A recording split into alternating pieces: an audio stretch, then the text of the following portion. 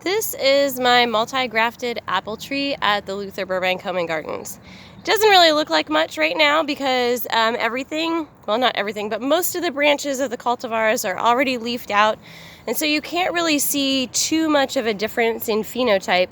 The big obvious differences that you usually would see would be when the tree is in full flower, and then later on throughout the season when it starts developing fruits, and you can see that there are different colors and sizes and textures, and it becomes a really, really beautiful display of grafting capacity.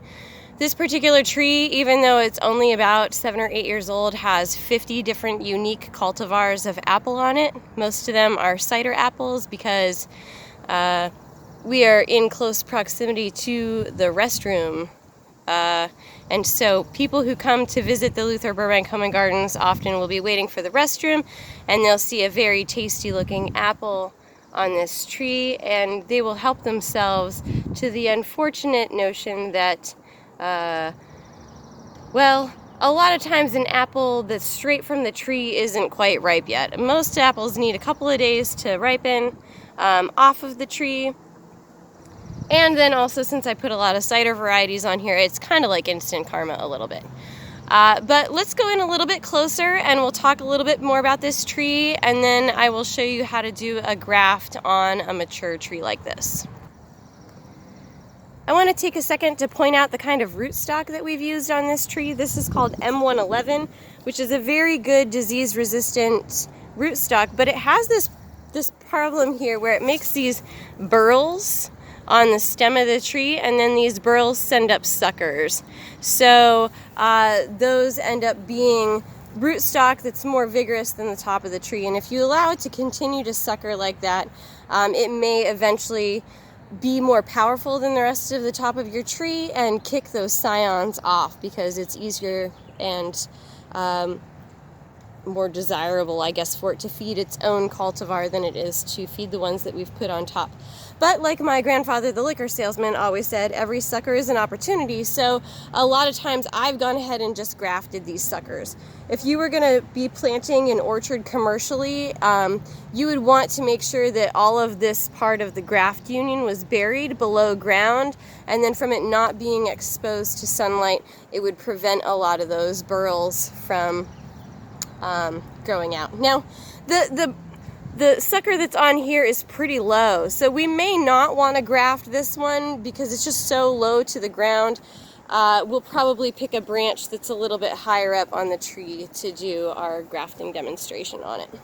But while we're underneath here, you can also see a whole bunch of different tags here and around. And everywhere that you see a tag is another cultivar on this tree. There's a lot. The scions from this typically come from various scion exchanges through the California Rare Fruit Growers, which is an absolutely marvelous organization for anybody who is interested in cultivating lots of delicious, unusual, or hard to get a hold of fruits. Okay, so I found a branch here that looks pretty good, that doesn't really have any other cultivar on it. It's coming out of this burl down here, which is rootstock, and so this is just going to be an M111 plant, and we're going to put something on top of it. And the scion that I got at the exchange for this is the original Red Delicious apple. So this is not the yucky potato tasting thing that you buy in the store. This is what it used to taste like before the cultivar got watered down over time. So we're going to take our scion, and first things first, we're going to make a nice fresh cut at the bottom of it so that we can get rid of any of that dried off tissue at the base. And then we're going to line it up with our rootstock, and we're going to find a spot that matches pretty identically. You know what? Let's go with here, because I think you guys can probably see that a little bit better, although it's very bright in the background, so we're gonna just have to work with what we can work with here. Alright, so I am going to cut this here, so I have a nice long inner node to work with. This is just tossable, although, you know, you might want to have it go a little bit lower, because any shoot that sprouts out of this is going to be a rootstock sucker. It's not actually going to give you a good fruit, so let's just go ahead and take it lower. Why not? Okay, so there we go. We've taken that lower. Okay, and now that I've taken that lower, I can line this up and then figure out that I want it to go on there. So I'm going to use a hand guard here so that I can protect my hand. And then I'm going to take and I'm going to make a cut straight down the center, just like we did with the pear graft. Okay, so now I've just cut that straight down through the center, and I'm going to make my screwdriver piece on my scion here. So to do that, I'm going to take and I'm going to hold this kind of at my center, and I'm just going to pull until I make a nice long straight cut like that. That's a nice little screwdriver there, right? And then I'm going to do the same thing on the other side. Okay. And then what I'm left with here is something like this. Oh boy. Oh, this light is so bad.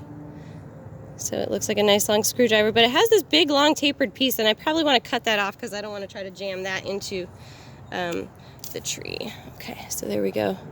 Got our nice little screwdriver here, and we're going to line that up so that our nodes can kind of match. And we're just going to insert that in there so that the cambium layer is touching. So there's what that region looks like after I've inserted it in there.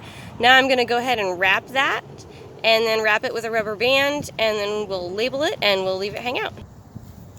Okay, so to wrap that, we're going to take our piece of parafilm here and get it off of the paper.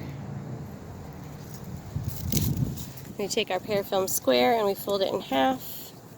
And we warm it up with our hands just a little bit so that we can stretch it really good. And then, oops, sorry. We're gonna give it a nice stretch, woo, like that. And then wrap this. When you're wrapping it on a mature tree like this, and it's gonna be immediately outside and not in a greenhouse or anything like that, you probably wanna clip it so that it's going in the direction that you want it to go, and then wrap that entire scion. Right now, since I'm doing this in April, which is a little late, and it's starting to get pretty hot out, like in the 80s almost every day, we want to make sure that this scion has time to heal before it dries out. And so wrapping it in this protective parafilm is really going to help us increase our chances of success in getting this to heal together. Alright, so we've got our scion totally wrapped. Next, we're going to take a grafting rubber band. You don't necessarily need to use the grafting rubber band, but when I bought them, I bought like a really big bag of them, and they're going to go bad in a certain period of time, so I kind of just throw one onto everything. The purpose of the rubber band is to just make sure that your scion is held in really close contact with your rootstock, and just holds it in place really well. There we go. We'll just tie that off like that. And then the last thing, which is really important, is making a label. So for this, we'll just kind of use these metal labels, and I'll make it now. So I've made my label. It says Original Red Delicious. It has my date and my name. And now I'm just going to wrap it around the base of my sign. Ooh, excuse me. I mowed the grass here today, and it's really allergy season, so whoa. Okay, there we go. All right, that is a cleft graft on a mature apple tree, with the scion being Red Delicious, the rootstock being M111, and now we have 51 cultivars on this tree.